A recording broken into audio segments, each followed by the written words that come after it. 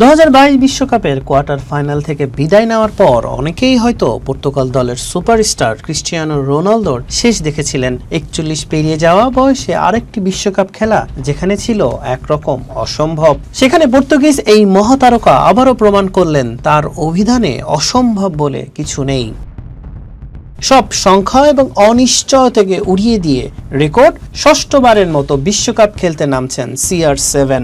2026 বিশ্বকাপে Portugal coach Roberto মার্তিনেসের দলে জায়গা করে নিয়ে গতকাল দলের অনুশীলনে যোগ দিয়েছেন এই ফরওয়ার্ড।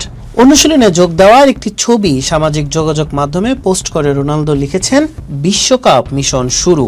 এই বিশ্বকাপে মাঠে নামলে লিওনেল মেসির সাথে যৌথভাবে সবচেয়ে বেশি বিশ্বকাপ খেলার ফুটবলার হবেন তিনি। এর আগে 5টি বিশ্বকাপে 22টি ম্যাচ খেলে 8টি গোল করেছেন CR7।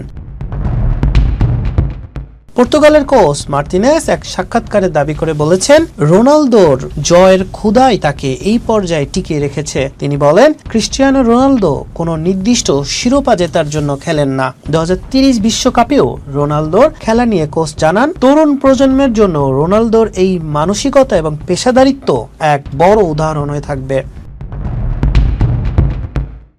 আগামী 17 জুন DR কঙ্গোর বিরুদ্ধে ম্যাচ দিয়ে বিশ্বকাপ অভিযান শুরু করবে পর্তুগাল। এরপর 23 জুন উজবেকিস্তান এবং 28 জুন গ্রুপ পর্বের শেষ ম্যাচে কলম্বিয়ার মুখোমুখি হবে পর্তুগাল।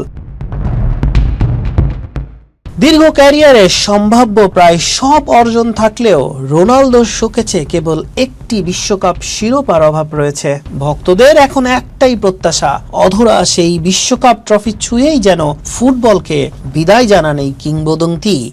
হাসান শাহরিয়ার, মানব কণ্ঠ।